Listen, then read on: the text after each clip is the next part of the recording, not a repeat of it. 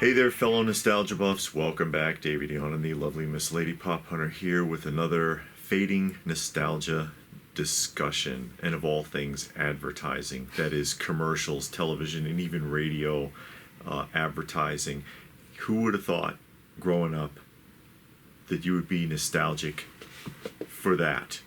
Or at least good commercials. Because when you're growing up and you're watching TV, you don't want to see the commercials. You don't want to pay attention to that most of the time. It's like, oh, can we get back to the show, please? But it's changed. It's changed so much. And unfortunately, change is not always good. And we were thinking about that a lot lately because of Bluebell, wasn't it? Yeah. It was Bluebell. Ice cream. Yeah, it was a radio ad. We were listening to the radio and while we were driving, and the ad comes on, and it's a narrator directly addressing the audience, and there's a jingle in the background, somebody singing a Bluebell jingle in the background, and he's like, are you a fan of cookies and cream ice cream? Are you aware of the fact that, or did you know that Bluebell was the first to mix these together, cookies and cream? And just talking about it, and it's like, that's how the ads used to be. Yeah. You know, they tell you what the product is, there might be a jingle. Jingles were a big thing, not just background music or incidental music in the background, but an actual song written for the commercial that would tell you something about the product that might stick in your head. And I can't think of his name.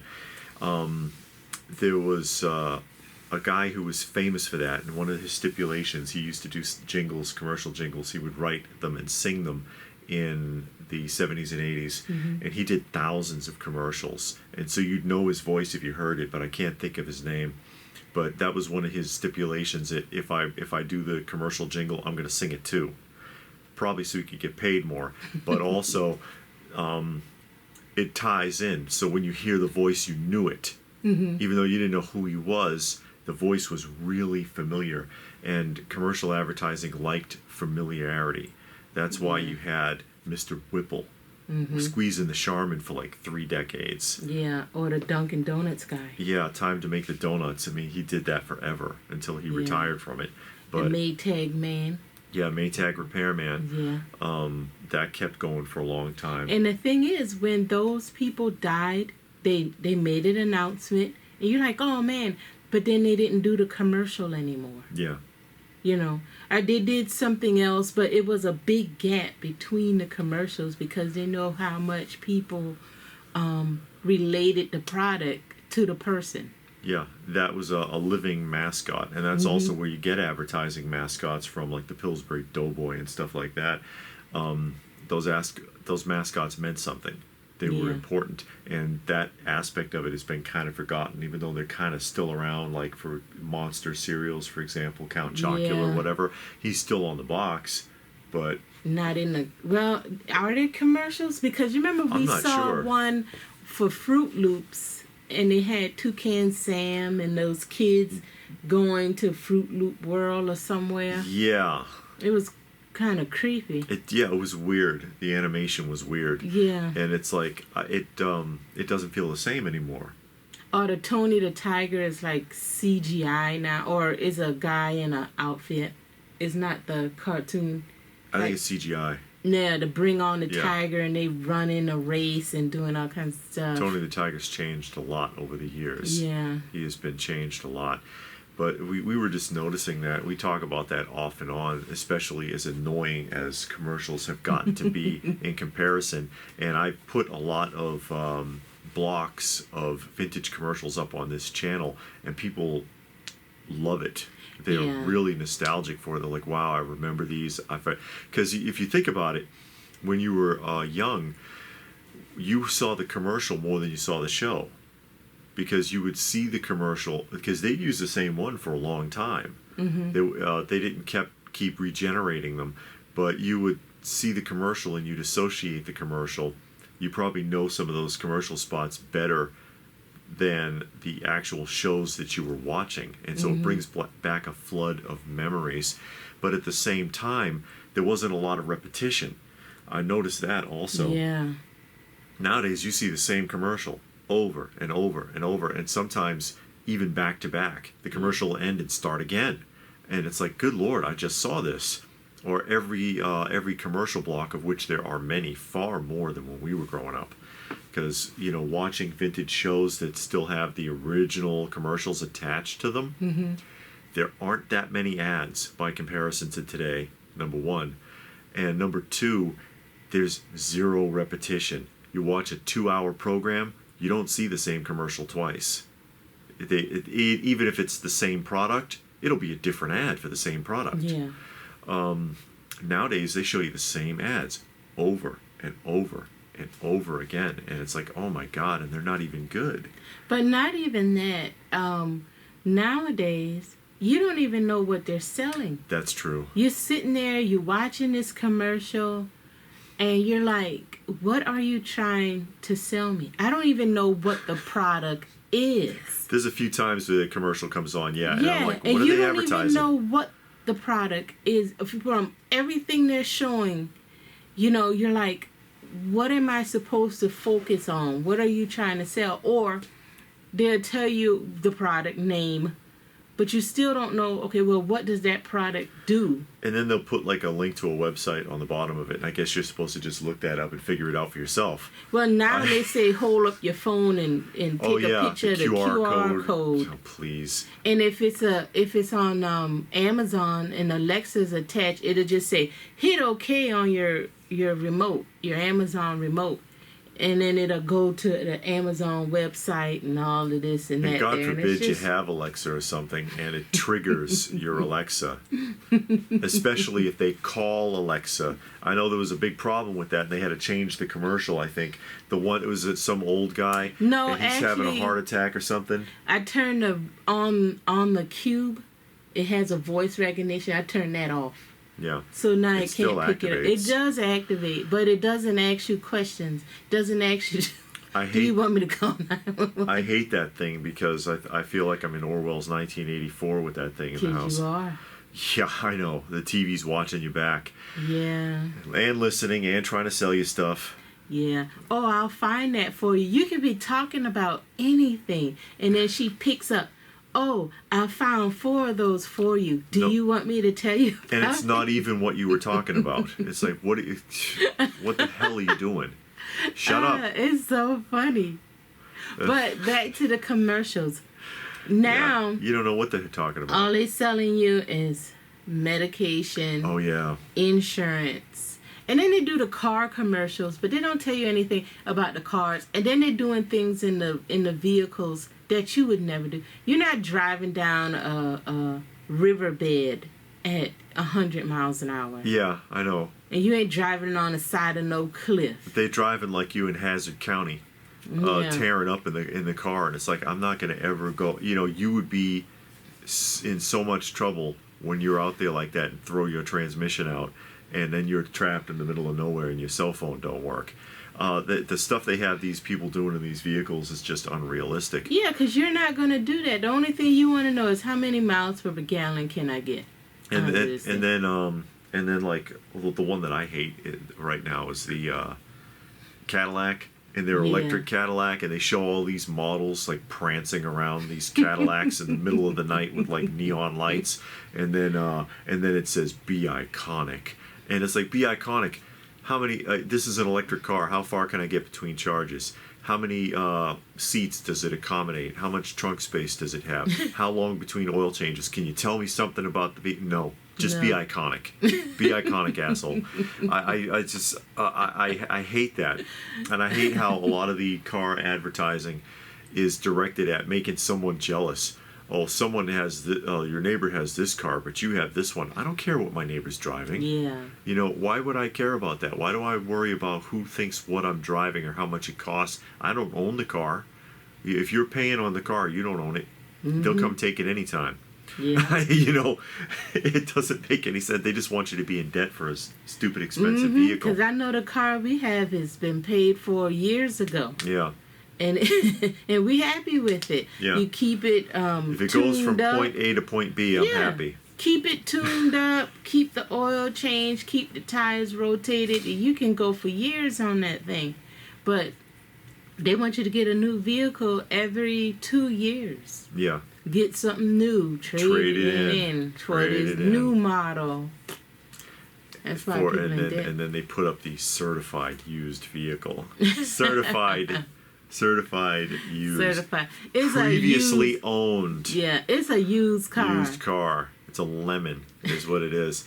But but back to commercials, and do you remember when commercials sold you a product and you actually knew what the product was? You knew if you could use it, or it's something new. You're like, oh, okay, that's something new. That's useful. It's helpful. It's whatever. But now commercials just want you to be lazy, like that one with the one I hate so much, the can opener. And Kitchen Mom? Yeah. Is that it? Yeah. Oh God. Where you place it on top, and it's talking you hit about the button. How you're so important and all this other stuff. You're so busy. You're so busy, and this will help you. And it's all it is an electric can opener. But you can't operate. Well, you know what? A lot of people can't operate a manual can opener anymore. But I mean, the time it would take for you to put that on the can, hit the button, you could have took a manual can opener and opened the thing up. But I mean, it's just showing you how lazy it is, because the woman is like, oh, I have no time, but she's standing there doing like this while the can, watching it. And it's like, I thought you didn't have time. You know? And then you have other devices like the robot that vacuums your floor. Yeah.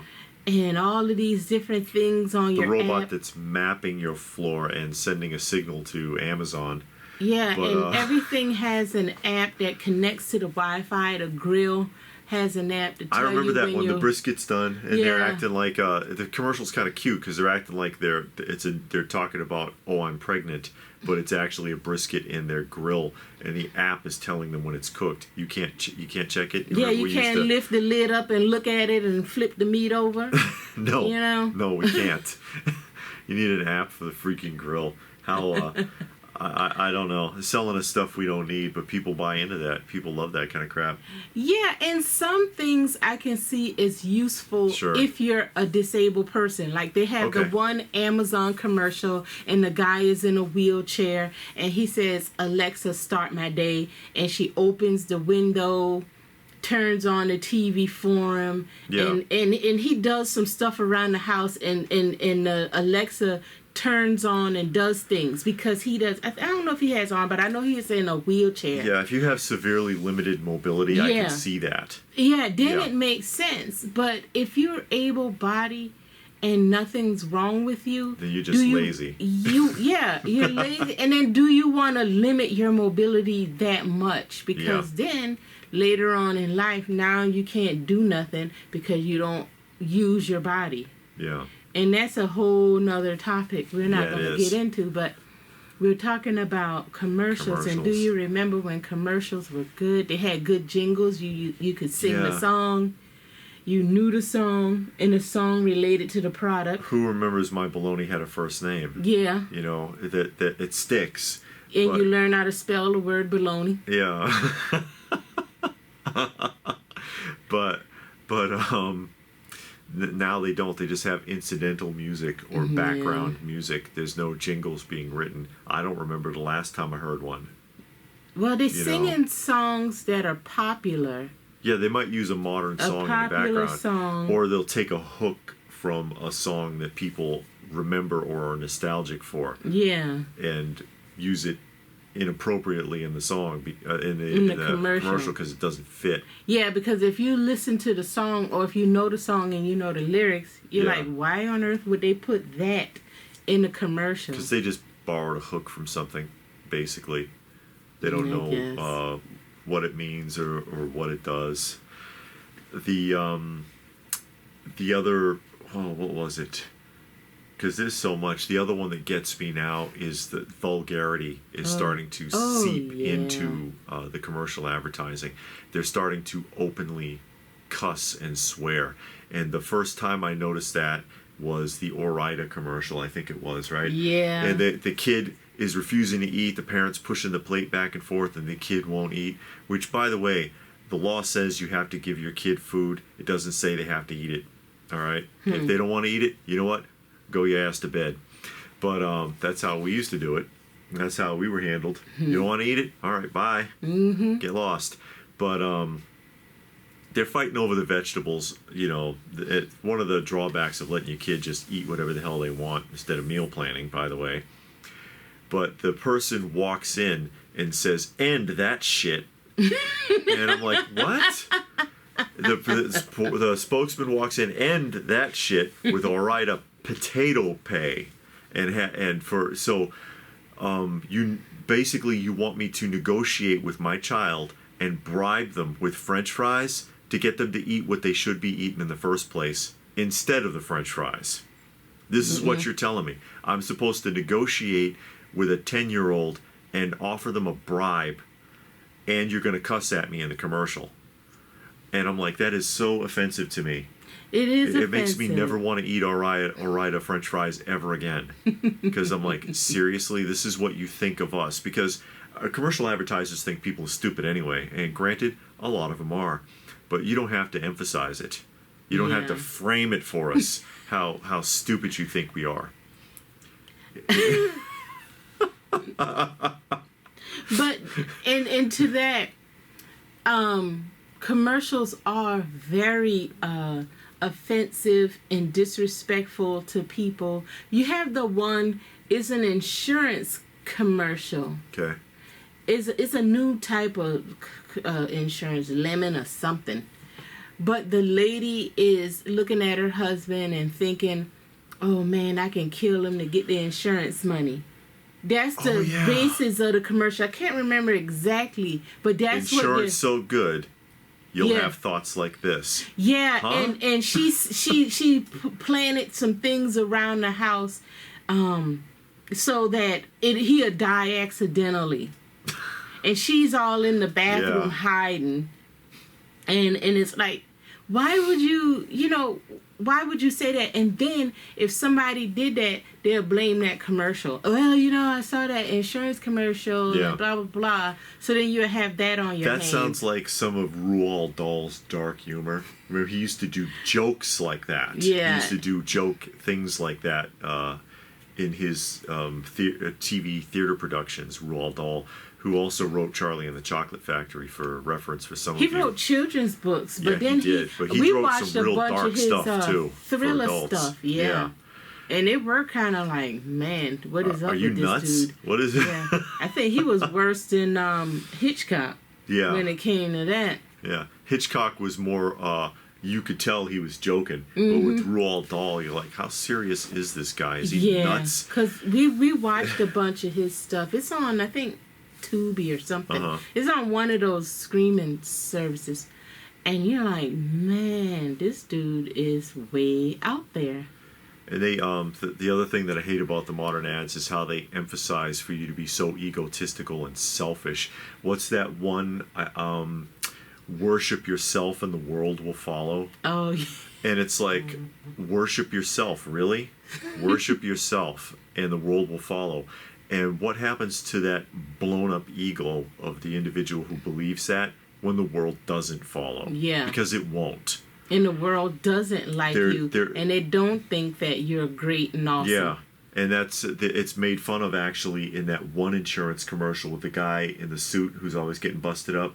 And he did a TikTok he's doing the commercial. dance, and he was like, "This is going to get tens of views." That's realistic because most of the time nobody's watching.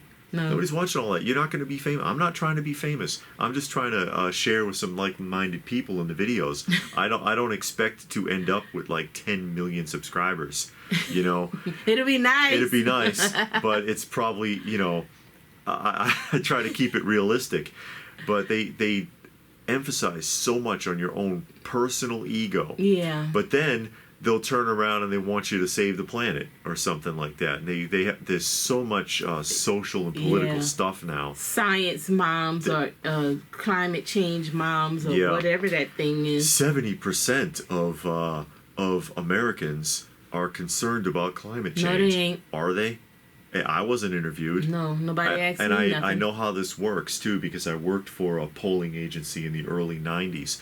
And I'm going to warn you right now, any statistic you see, be careful with those numbers because they pad them. They hand pick and select them, and they use one person as a demographic for 10, 20, 30, 50,000 people. So I'm serious. In this demographic, we'll guesstimate that one person's going to represent 20,000, and that's where we get our percentage from. But then they cherry pick the person they interview. You can't trust those numbers at all. No. So just from experience, because these people used to falsify their data. We need X number of women, but we don't have enough coming in. So, yeah, we're just going to check the box female for this guy.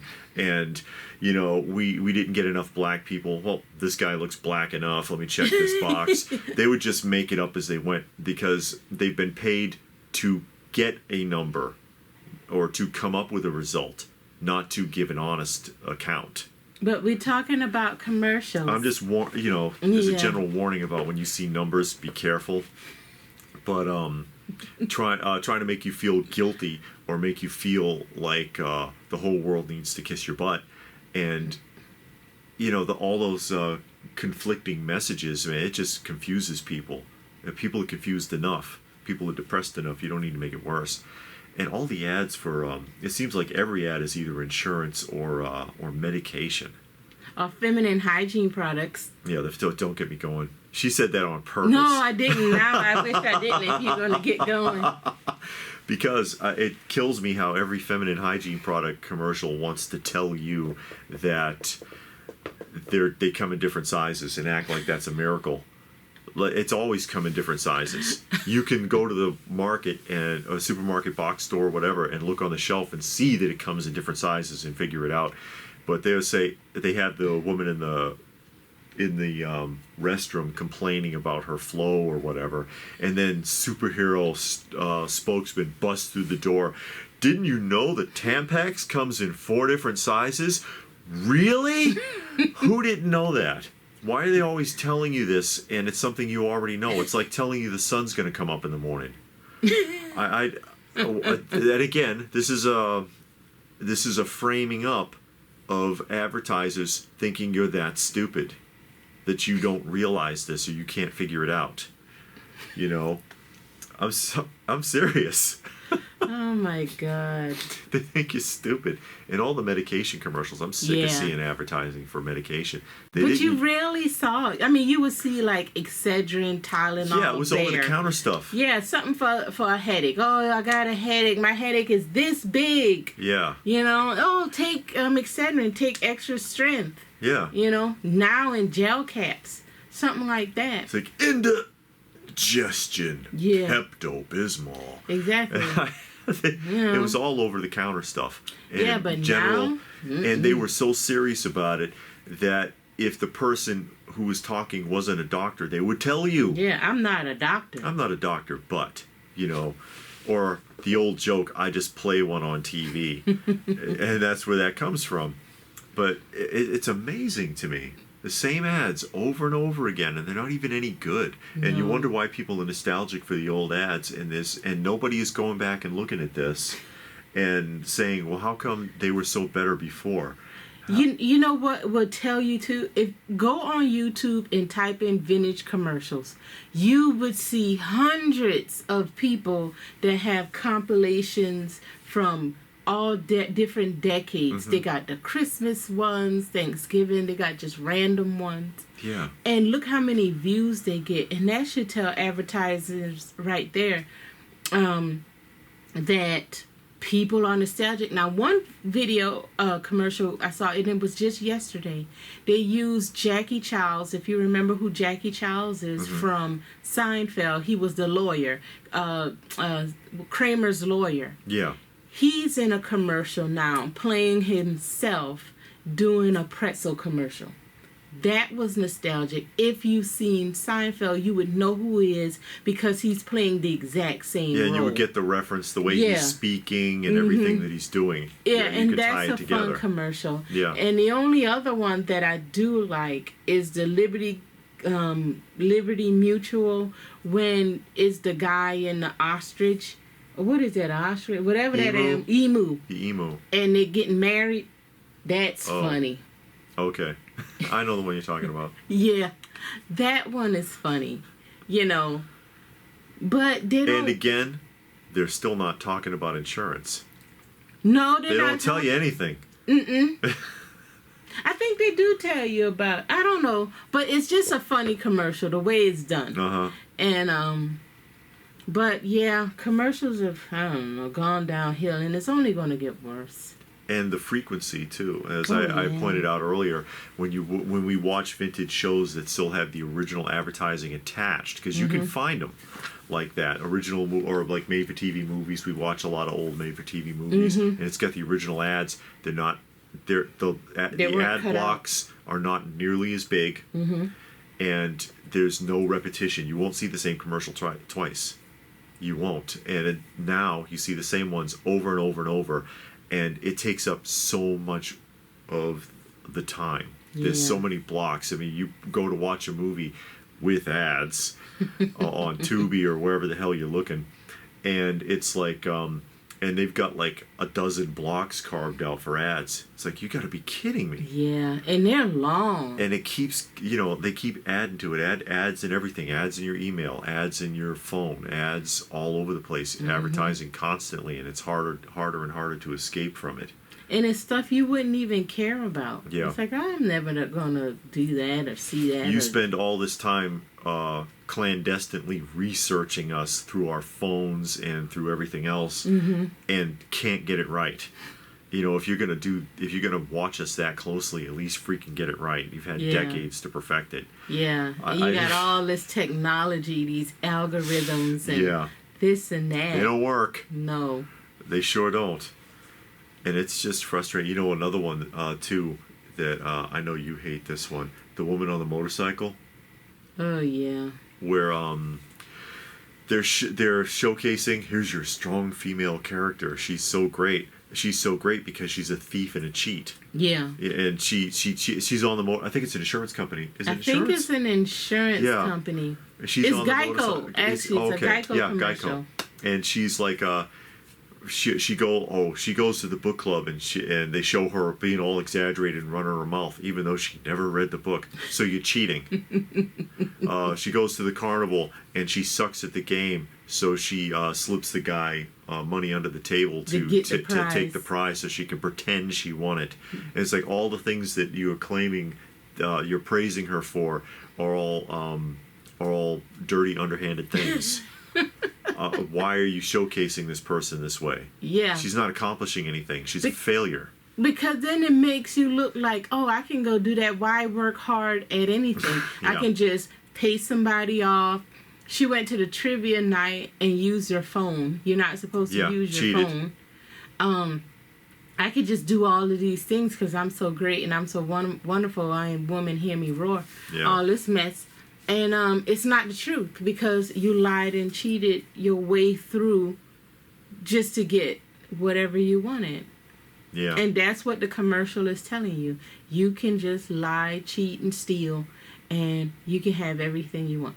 I wouldn't be so upset about it if she got caught up at the end of the commercial, but she doesn't. Yeah, she don't. She goes home and probably give the toy to a kid and told Mommy her won husband, this for you. Yeah, told her husband that, I won $3,000 at trivia night and something mess like that. Whatever. Unbelievable. Yeah. But anyway. Yeah, I miss those days. I never thought I'd find myself, growing up as a kid. When you're a kid, there are certain things that obviously attract your attention. For example, action figure commercials. Yeah. Where you see them as a kid and you're excited because you didn't know that one was coming out yet. Or something like that. But for the most part, you didn't really think you cared for it so much. But then you look back. Take a look at on this channel, because I put commercial blocks up on this channel. The Christmas one in particular. I got a couple of Christmas ones, and you've got like the Ronald McDonald skating. There's no food advertised in that, but because of the icons, you know what it's about. Yeah. Because it's Ronald, it's iconic, but there's a feel to that commercial. They wrote a story, and they presented it as a story, and that's why people have strong memories of it, and a lot of other ads like it, like the old Coke commercial, I'd like to buy the world of Coke. Yeah. And they have everybody singing, and it's like you get the message. They're singing about it, but there's something about the effort that went into it that you don't see anymore. They don't put any effort into the ads anymore. It doesn't feel like it.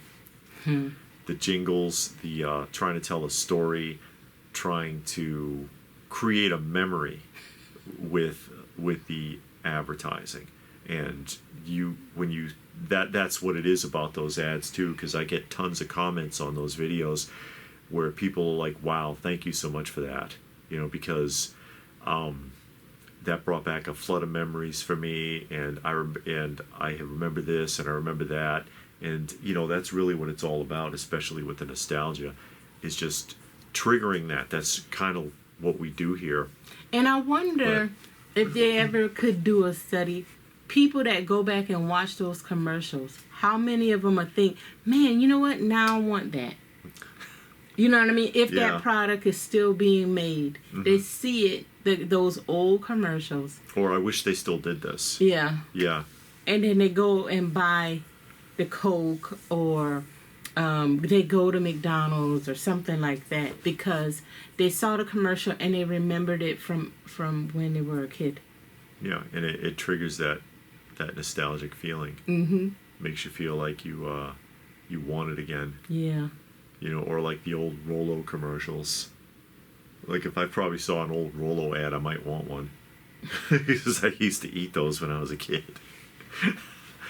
But I don't know, guys. What do you think?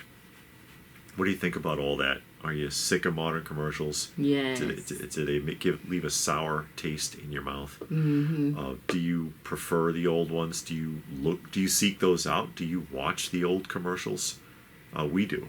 Yeah. Yeah, we do, especially in the holidays. Yeah, during Christmas time the most, but some nights we'll sit and pull up a compilation on YouTube. I need to do more here. I haven't done a commercial block in a while, but I'd like to do more of that as I have more time. But let us know what your thoughts are. I mean, do you see the difference? Do you miss the way that it was? Do you dislike the modern commercials, or maybe you like them? Tell us about it in the comment section down below. Please do give the video a thumbs up if you got something out of it. We hope you did. Share it if you can. Subscribe if you're new. This, that, and the other. And if that's it, then what more can we say? But thanks for watching, and we will see you again soon.